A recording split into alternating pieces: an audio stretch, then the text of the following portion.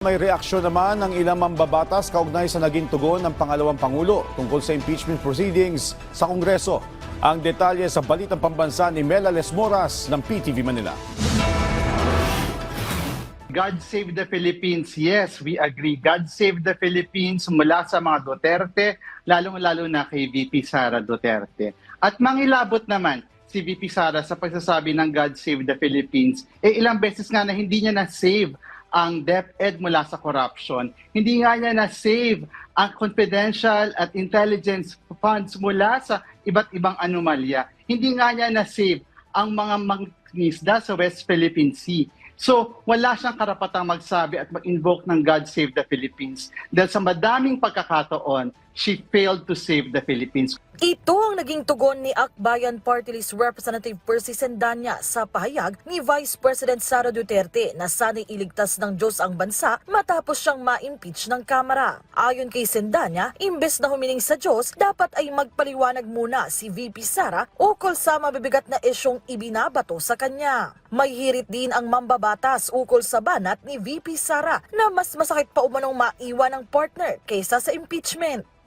Gusto kong sabihin kay VP Sara, hindi ito usapin ng jowaan. Usapin ito ng public accountability at pananagutan. Yung kanyang statement na sinabi niya mas masakit maiwanan ng jowa kaysa ma-impeach, ipinapakita nun kung gaano kababa ang kanyang regard o pagtingin sa public service. Kung gaano hindi niya pinapahalagahan ang mandato ng taong bayan. Ang grupong Young Guns binatikos din ang umunoy pang mamaliit ng Vice Presidente sa impeachment. Hindi nila nagustuhan ang umunoy pag-iwas ni VP Sara sa pagsagot sa matitinding akusasyon laban sa kanya. Gate pa ni House Deputy Majority Leader Paulo Ortega, tila nabubuhay sa ibang dimensyon ang Vice Presidente. Mariinding pinuna ng Makabayan Black ang umunoy hindi maayos na pagsagot ni VP Sara sa mahalagang usapin.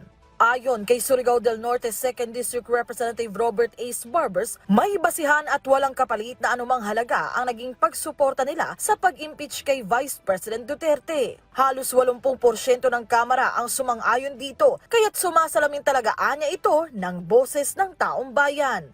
Nagkaroon po ng consultation ng mga political parties, no? Sila po ay nabigyan ng kopya nitong complaint na ito, pinag-aralan, inanalyze po nila at pumirma po ang ibang mga membro na sumang-ayon po dito. At wala hong kapalit dito. Ito, ang issue po dito ay transparency, accountability, at saka rule of law. No? Yun ang ating dito. Kailangan magkaroon din tayo ng ng paninindigan na magkaroon ng hustisya.